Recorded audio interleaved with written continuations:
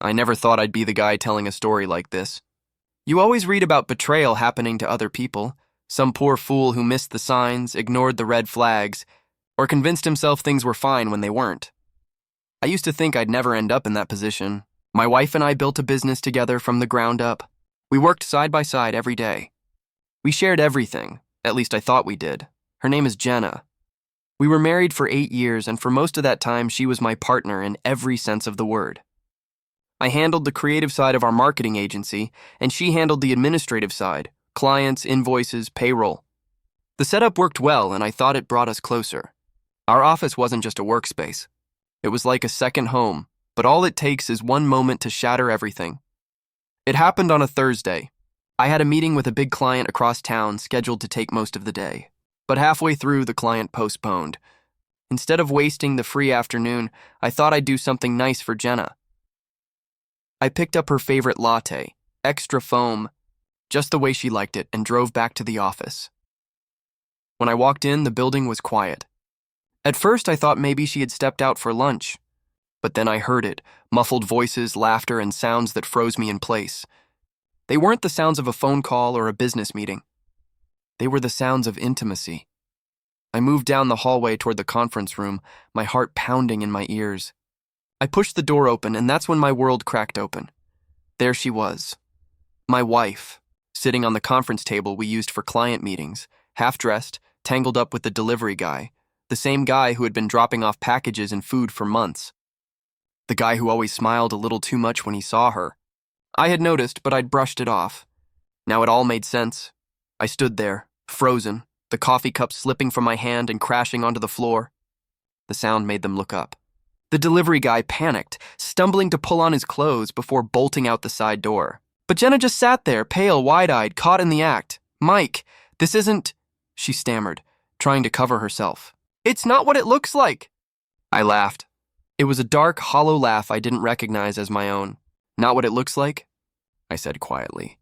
"Jenna, I caught you. On our office table, where we built our life together." She started crying, muttering excuses, but I didn't want to hear them. Something inside me clicked, a cold clarity that drowned out the chaos in my chest. I didn't yell. I didn't throw things. Instead, I looked her dead in the eyes and said, "Don't worry. I'll take care of this." That night, while she cried herself to sleep in the guest room, I sat at my desk and made my plan. By sunrise, I had copied every file, every client list, every contract. I had already called a locksmith to change the locks on the office.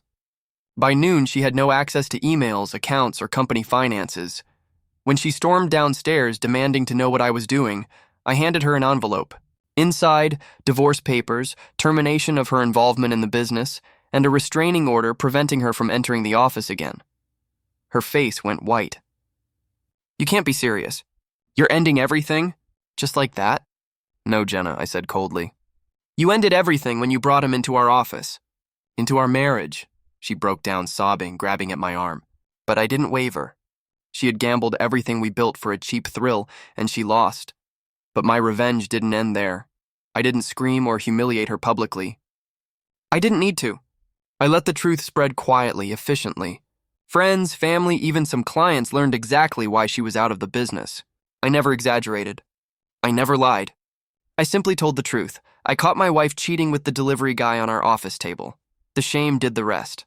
Her parents cut off support. Friends stopped answering her calls. The delivery guy, he vanished the second things got messy. He didn't want to be the reason someone's marriage ended. Meanwhile, my life thrived. Without her distraction, I poured myself into the business.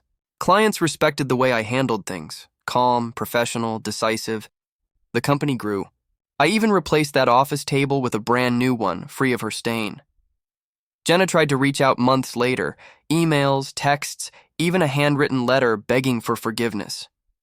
She promised counseling, redemption, anything to undo what she'd done. I ignored them all. She hadn't been sorry when she was sneaking around. She was only sorry when she lost everything. In the end, my revenge wasn't loud or violent. It was calculated, precise, brutal in its simplicity. I took back my life, my business, my dignity. I let her face the consequences of her betrayal. I caught my wife with the delivery guy on our office table, and I made sure she never had the chance to humiliate me again.